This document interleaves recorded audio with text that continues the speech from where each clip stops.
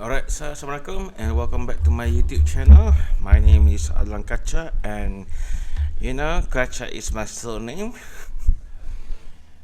Okay, so as for this time around, pada hari Jumaat yang lepas, 24 Julai 2026, saya ada nampak lah macam berita di newspaper. Satu lakon newspaper ni bernama Cosmo. Dan salah satu berita yang masuk di newspaper tu berkaitan dengan pelajar-pelajar universiti melakukan mereka punya tesis whatsoever, di mana adanya sekumpulan orang menawarkan khidmat melakukan mereka punya paperwork thesis whatsoever. Okay, so basically kalau untuk adik-adik, dia diibaratkan macam untuk kamu semua yang masih lagi kat sekolah kan, dia diibaratkan macam ada orang luar yang luar dari sekolah kamu menawarkan khidmat untuk melakukan homework korang. Yang penting korang bagi homework korang bayar diorang. Dia kira macam side business dah. So basically saya akan masukkan lah dia satu short video yang saya telah record masa tu. Okay, so basically dia secara tak langsung boleh dikira salah jugalah. Okay, kenapa dia dikira salah? Okay, mari sini saya cerita. Untuk adik-adik, sebenarnya bila kita cakap sekolah ni, sekolah rendah, sekolah menengah, universiti, dia ada ketiga-tiga peringkat ni boleh dikira sebagai tempat belajar. Okay, sebuah institusi untuk kita pergi belajar. Apakah objektif utama untuk kita belajar? Timba ilmu. So dia sebenarnya untuk melihat sesuatu perkara dengan skop yang lebih luas dan untuk memahami lebih mendalam, dia boleh dikatakan sebagai generasi yang terdahulu berkongsi ilmu kepada generasi yang baru. Atau generasi yang lebih tua kongsi ilmu kepada generasi yang lebih muda-muda. Dan kemudian untuk nak melakukan proses berkongsi ilmu tu atau mengajar, untuk proses itu menjadi lebih lancar, lebih low, apa yang kena buat ialah pilih satu tempat yang di mana lebih bersistematik, ada jadual, ada silibus, maka jadilah sekolah kan, universiti. Kemudian untuk membuatkan segala benda lebih teratur dan lebih firm dan lebih kukuh, itu yang ada suatu organisasi atau sebuah institusi, di mana kalau kita boleh panggil sebagai Kementerian Pelajaran. Dalam Malaysia ada KPM, Kementerian Pembelajaran Malaysia. Something like that lah kan. MOE, Ministry of Education, something like that. So saya cerita sikit setakat ni apa yang saya telah faham tentang sistem pendidikan dalam Malaysia. Dalam spesifik dalam Malaysia, luar negara itu diorang cerita diorang.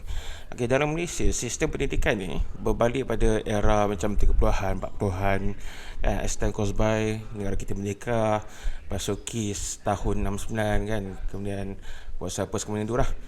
Sebenarnya untuk peringkat taskas atau tadika standard lah, mengajar baca atau kira 1, 2, 3 kan.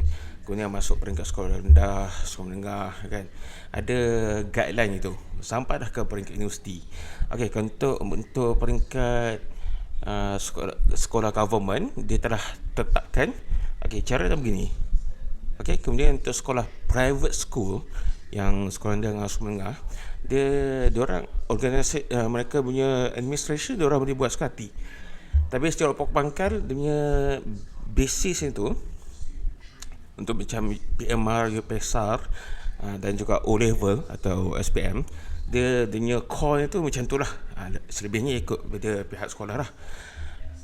The same thing goes to peringkat universiti, iaitu IPT awam dan IPT swasta.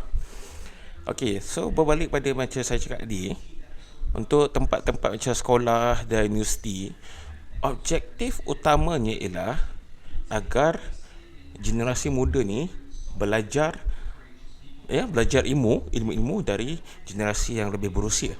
Okey. Bila proses tu nak mengajak berkongsi ilmu, kemudian pada penghujung disetkan satu tempoh masa untuk belajar perkara sekian. Dan pada penghujung masanya itu yang telah disetkan adanya ada exam. Okey. Sepanjang tempoh masa tu dari A sampai B, dalam tengah-tengah proses itu, kalau di sekolah dipanggil ada homework.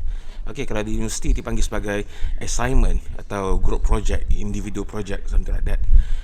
Kemudian pada penghujung masanya tu, kalau peringkat sekolah ada peperiksaan akhir tahun atau UPSR, PMR, SPM, STPM, O level.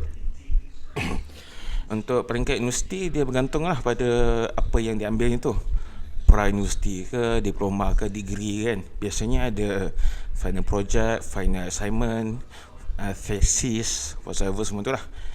Tapi yang jadi kontroversi ni tu berbalik pada berita yang saya cakap di Cosmo pada 24 Julai hari tu.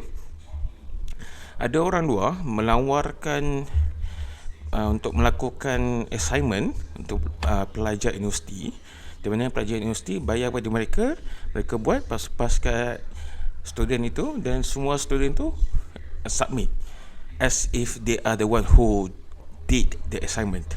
Bila mereka buat macam tu, objektif utama untuk nak mengajar generasi muda ni dah tak ada dah. So basically there's no point of teaching them. There is no point of giving them the official paperwork, the official transcript saying they got this is a diploma or that degree, you know. So objektif utama dia dah hilang. Okay. So no point lah. Untuk adik-adik semua yang ambil servis melakukan homework, assignment apa semua tu, no point. Kalau pergi macam saya cakap lah tadi, pergi ke sekolah, pergi ke universiti untuk belajar, untuk kamu sendiri tu belajar, kamu sendiri tu dapat ilmu. Tapi kalau kamu sendiri pun tak nak belajar, bagi orang lain buat, bagi AI macam ChatGPT, LLM mana semua buat, no point. Tu satu. Kemudian dia bukan pasal diri kamu secara individu semata-mata. Ianya juga tentang masa depan masyarakat. Itu satu hal. Tentang masa depan negara, itu pun satu hal. Sebab apa? Kalau kita tengok berbalik pada era 50-an, kita boleh nampak generasi atuk nenek kita handle negara kita. Kemudian pada sekitar era 2000 hingga ke 2010 macam tu, kita nampak mak bapak, pak cik mak cik kita handle negara kita kan. Kemudian coming soon lagi 10 tahun, 20 tahun, 30 tahun sampai kat generasi kita untuk handle negara kita. Lepas tu lagi 30 tahun, 40 tahun, 50 tahun anak-anak kita pula yang akan handle negara kita kan. So dia passing daripada generasi 1 ke generasi 2 ke generasi ketiga and so on. So sebab tu orang kata bila nak melakukan kena fikir mendalam lah, fikir masa ke depan. Topik yang berkaitan perkara ni dia kita boleh kata besar lah skopnya tu kan.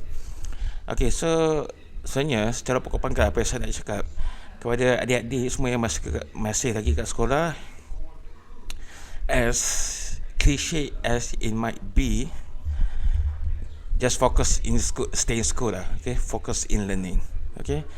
Saya tahu dia memang bosan, tapi ada masa memang kita perlu serius. Whatever it is, Allah telah berikan kita akal, jadi pakailah akal kita. So dah 9 minit dan 35 saat apa. Alright, so fikir-fikirkanlah. Lu fikirlah sendiri. Assalamualaikum.